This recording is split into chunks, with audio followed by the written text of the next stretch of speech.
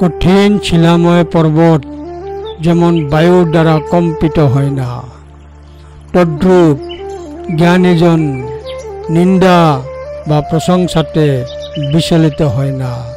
ধম্মপদ 81। জ্ঞানীরা প্রশংসা এবং অপমান উভয়ের দ্বারা অচল এবং অপ্রতিরোধ্য থাকে।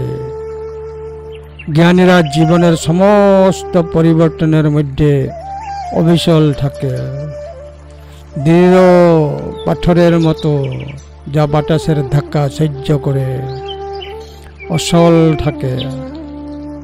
একটি শক্তিশালী পাথর যেমন বাতাসের সাথে আলোড়িত হয় না, তেমনি জ্ঞানীরা কখনো কোনো প্রশংসা বা দোষ দিয়ে নাড়া দেয় না। ধম্মপদ 81।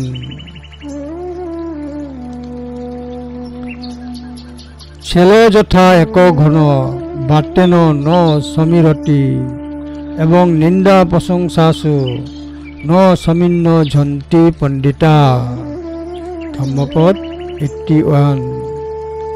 ছেলে যথা এক ঘন বাতেন ন সমীরতি এবং নিন্দা প্রশংসাসু ন সমিঞ্জন্তি পণ্ডিতা।